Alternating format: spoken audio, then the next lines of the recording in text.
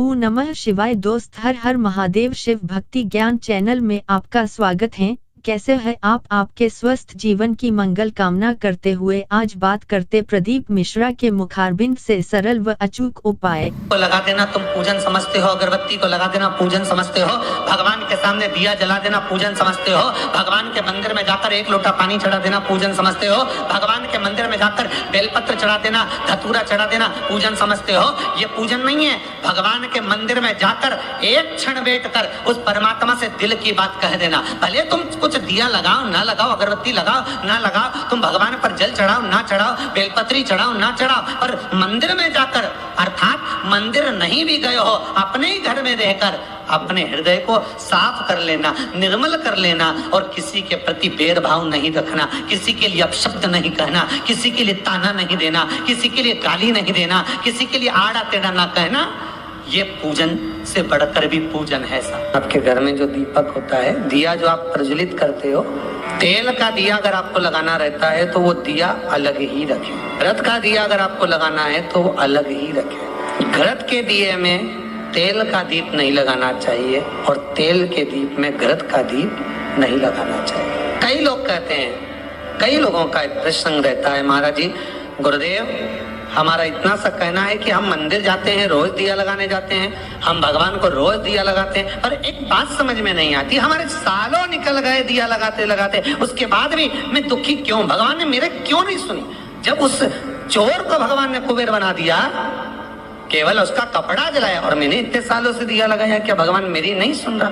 कारण हो सकता है तुम डब्बी तो घी की लेकर गई हो, बत्ती भी घी की लेकर गई हो, पर मंदिर में जो दिया पड़ा था जिसमें तुम बत्ती जला कर आई हो सकता है वो तेल की हो सकती है। कहीं ना कहीं हमारी गलती हो रही है, भगवान की तरफ से कोई गलती नहीं। भगवान तो हाला हजूर बैठा है तुम्हारा भंडार भरने के लिए, पर गलती हम करते कि हम दिया नहीं ले जाते। हम तो मंदिर की दिया उठाया और घी का था कि तेल का था, अपन ने तो बत्ती लगा दी।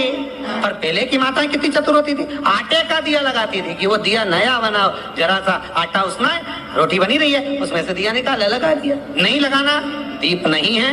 अगर आपको लगता है कि ये तेल का घी का दिया अलग होना चाहिए, इसलिए पहले मंदिरों के अंदर घृत दिया लिखा जाता था, घी का दिया, घी का दिया।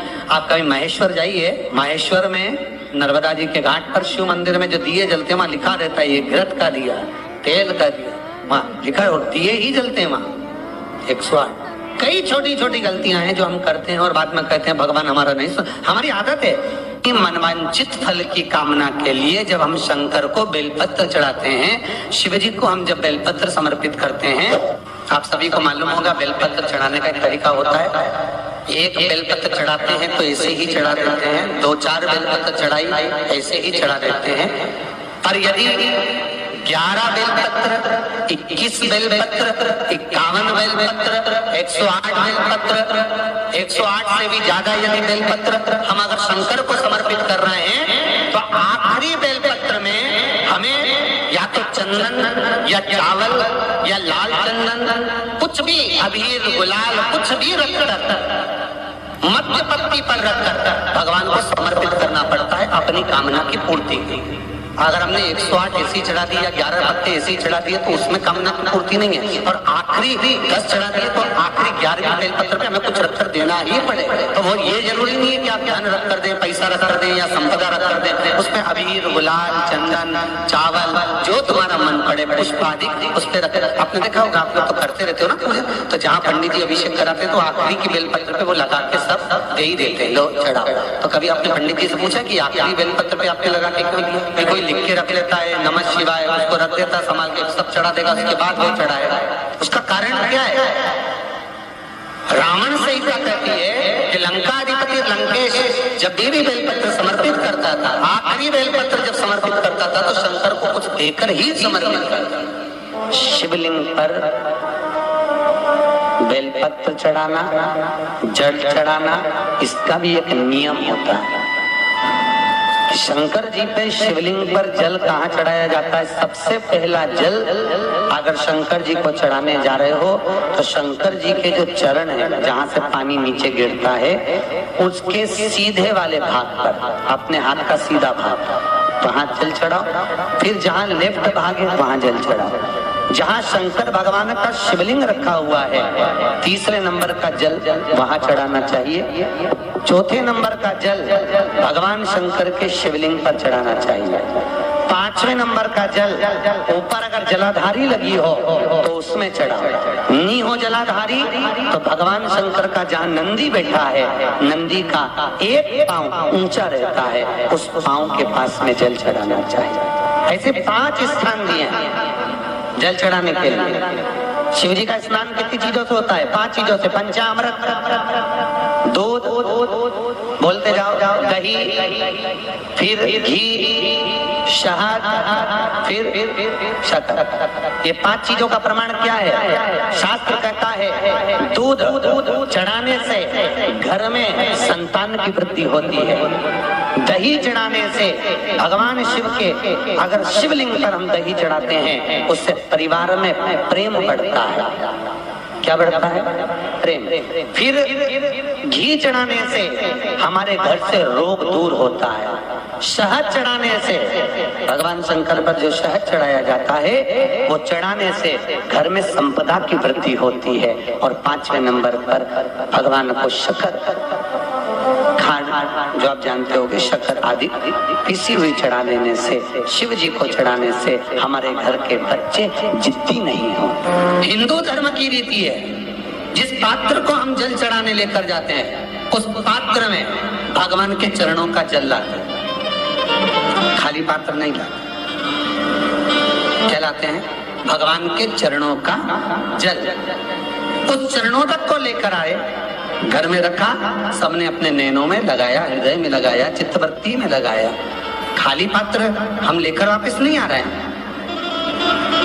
शिव मंदिर में जब जब जाओ, जल चढ़ाने के लिए जाओ, पात्र तुमने शंकर जी को पूरा पानी चढ़ा भी दिया, तो शंकर के चरणारविंद का थोड़ा सा जल पात्र में डाल के भले 2 बूंद लाओ, 4 बूंद लाओ, इतना सा लाओ, पर लाओ और उसको पूरे परिवार के नेत्रों में जब लेकर आए हो चरणों तक तो लगाओ। पर खाली पात्र नहीं लेकर आना। खाली पात्र लाने में ध्यान दीजिए, जब आप पूरा जल समर्पित कर देते हैं, जल समर्पित भी पूरा करना है। भगवान को चढ़ा रहे हो तो पूरा समर्पण होना चाहिए, पूर्ण समर्पण। इसलिए शंकर भगवान को अधूरा समर्पण नहीं, इसलिए श्रीफल भी पूर्ण चढ़ता है। शंकर जी के मंदिर में श्रीफल नहीं फूटता, पूर्ण श्रीफल। बेलपत्री भी पूरी, चावल का दाना भी चढ़ेगा तो आखा, फल भी चढ़ेगा तो आखा, फूल भी चढ़ेगा तो आखा। भगवान को कोई चीज खंडित नहीं चढ़ती। शिव जी को जल भी चढ़ेगा तो पूर्ण।